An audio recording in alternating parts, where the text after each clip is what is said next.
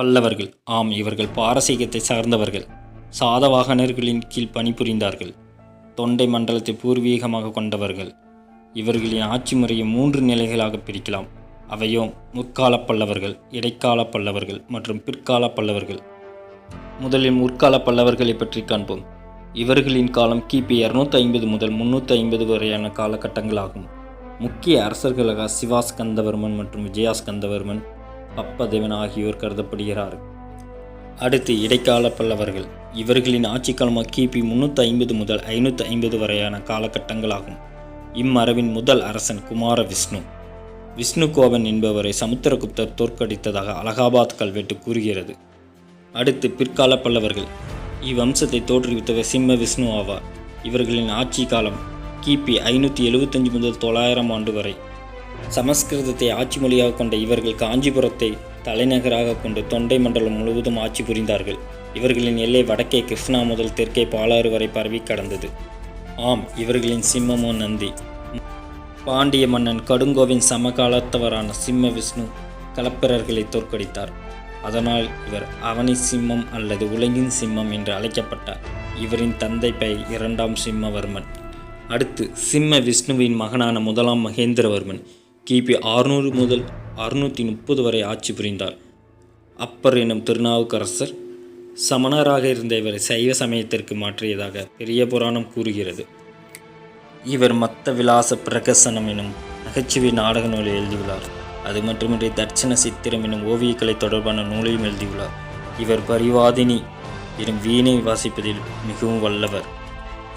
ஆம், புதுக்கோட்டையில் உள்ள குடுமியான்மலை இசைக்கல்வெட்டு இவரது இசைத்திறமையை உணர்த்துகிறது. இவரின் ஆசிரியராக ருத்ராச்சாரியார் விளங்குகிறார். மகேந்திரமங்கலம், மகேந்திரவாடி ஆகிய நகரங்களை நிர்மாணித்தார். இவர் குடைவரை கோவில்களை உருவாக்கினார். அவை மகேந்திரவர்மன் பாணி கோவில்கள் என்று அழைக்கப்பட்டன. இவரது கோவில்களோ பாரம்பரியமாக பயன்படுத்தப்படும் செங்கல், மரம், உலோகம் சார்ந்து ஆகியவை கொண்டு கட்டப்படவில்லை என்று மண்டகப்பட்டு கல்வெட்டில் பெருமையாக கூறியுள்ளார்.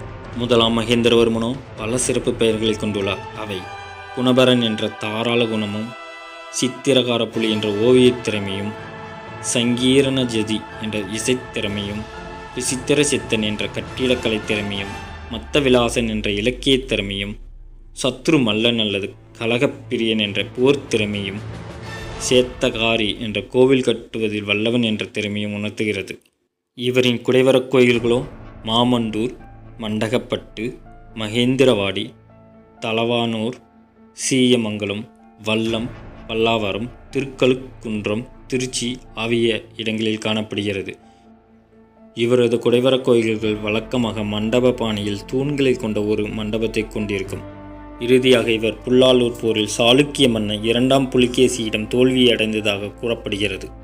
1ஆம் மகேந்திரவர்மனின் மகனான 1ஆம் நரசிம்மவர்மனோ கிபி 630 முதல் 668 வரை ஆட்சி புரிந்தார். ஆம், மாமல்லபுரத்தை நிர்மாணித்தவரும் இவரே.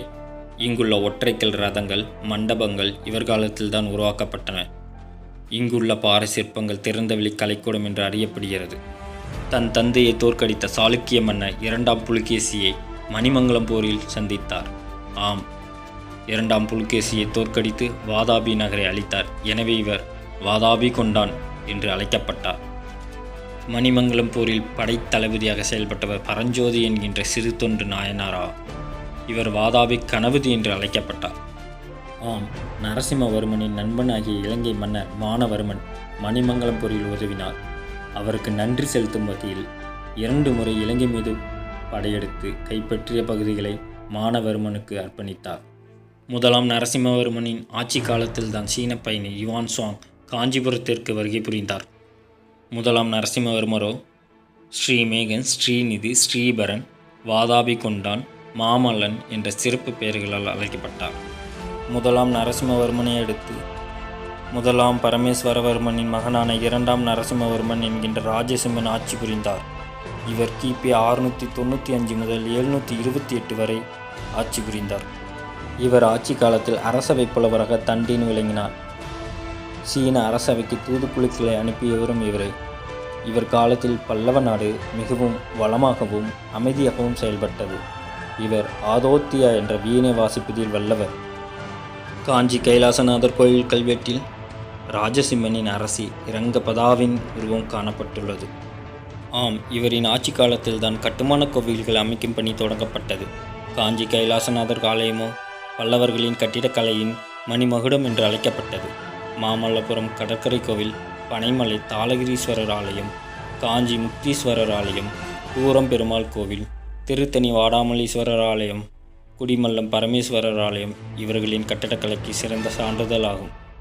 இவரோ ராஜசிம்மன், வாத்திய வித்யாதரன், ஆதோத்திய தம்புரு, சங்கரபக்தன் என்ற சிறப்பு பெயர்களால் அழைக்கப்படுகிறார்.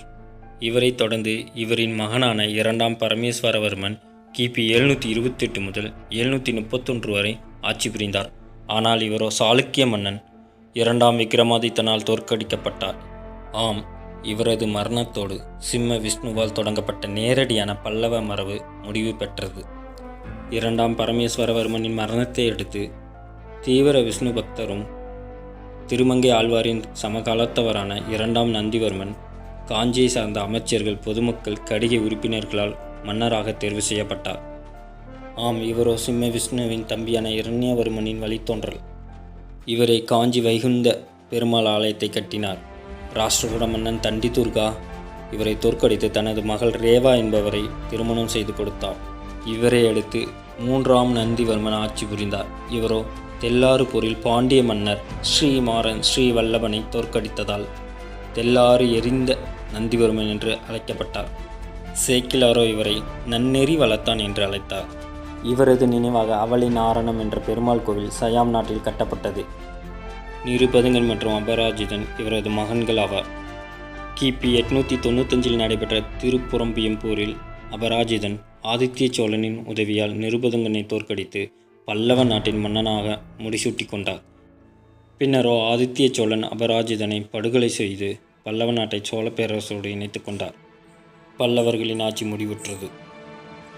மறக்காமல் சேனலை சப்ஸ்கிரைப் பண்ணுங்கள், பெல் ஐக்கானை கிளிக் பண்ணி வைங்க. தேங்க்யூ.